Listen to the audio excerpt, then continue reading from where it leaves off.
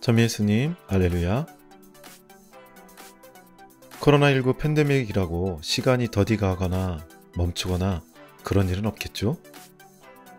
오늘도 변함없이 우리 인생의 시간은 돌아갑니다. 인간 삶에서 빼놓을 수 없는 주제 중에 하나가 성공이 아닐까 합니다. 성공이 무엇일까요? 종종 성공 신화의 주인공에 관한 아침 방송 및 책, 그리고 영화들이 나옵니다.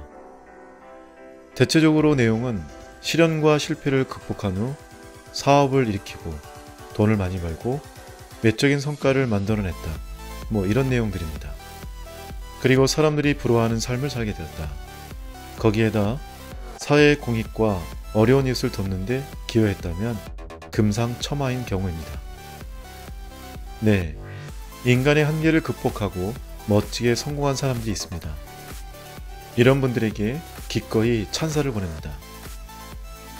저는 여기서 한 가지 우리 스스로에게 질문을 던져보고 싶은 것이 있습니다.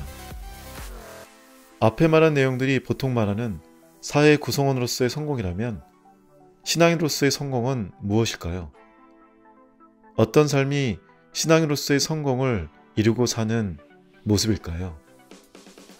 성공한 신앙인, 성공한 주님의 자녀, 성공한 주님의 제자들. 이에 대한 대답의 힌트를 오늘 우리가 기억하는 마티아 사도의 삶에서 엿볼 수 있지 않을까 싶습니다. 오늘 말씀 산책은 오늘 축일인 마티아 사도와 함께합니다. 마티아의 삶은 우리에게 적지 않은 교훈을 줍니다. 그가 예수님의 추종자가 되었을 때, 제자가 되었을 때 그는 자신이 12제자 중 한 사람이 될 것이라는 것은 꿈도 꾸지 않았을 것입니다. 그러나 그 일은 일어났습니다.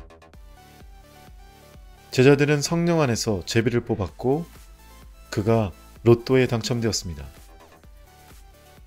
이 일이 그를 로또 또는 뒤늦은 성소를 받은 사람들의 수호 성인이 되게 했습니다. 살다 보면 아주 많은 경우 우리가 계획한 대로 이루어지지 않는 경우가 있습니다. 어떤 직업 또는 성소든 세월이 흐른 후 그것을 되돌아봤을 때 우리의 삶의 상황은 우리가 젊었을 때 계획한 것에서 꽤 다를 때가 많습니다. 사람들은 이상적인 결혼, 이상적인 가족, 이상적인 직업의 이미지를 가지고 있습니다. 그러나 많은 일들은 우리가 계획한 대로 이루어지지 않습니다. 배우자에게 문제가 있고 아이들은 어려움을 겪고 있습니다. 그리고 직업은 우리가 전혀 예상하지 못했던 많은 부정적인 면들을 가지고 있는 경우가 있습니다.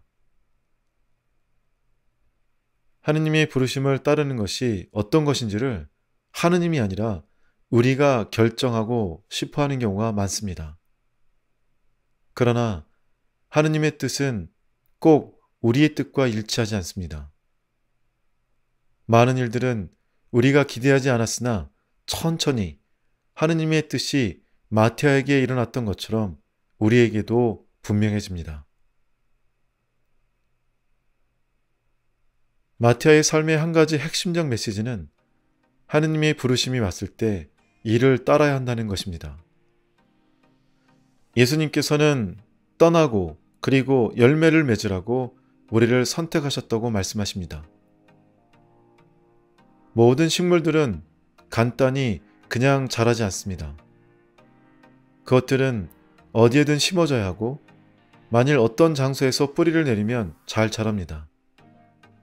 그 식물들은 단순히 어떤 선반에 놓여 있는 것이 아닙니다. 그렇게 있다고 한다면 결국 죽고 말 것입니다. 우리의 삶도 그렇습니다. 우리의 식으로 하느님의 뜻을 영원히 계획할 수는 없습니다. 우리의 삶의 사건들을 통해 주님께서는 어떤 특별한 곳에 우리를 심고자 하십니다. 그것은 바로 우리의 가정, 그리고 내가 가지고 있는 직업, 내가 속한 본당, 그리고 내가 결혼한 배우자, 그리고 내가 몸담고 있는 공동체의 봉사들입니다. 바로 우리가 생활하고 우리가 몸을 담고 있는 이곳에서 우리가 뿌리를 내리고 하느님께서 성장시켜 주실 때 우리는 번영하고 성공하게 될 것입니다.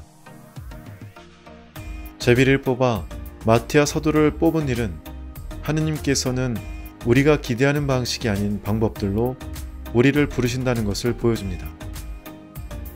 우리가 만일 따르지 않는다면 우리는 우리가 좋아하는 것을 기다리는 동안, 그리고 내적으로 죽어가는 동안 그 선반에 영원히 있게 될 것입니다. 만일 우리가 주님의 부르심을 따른다면 우리는 성장하고 성공하게 될 것입니다. 저는 최기용 바르톨로메오 신부였습니다.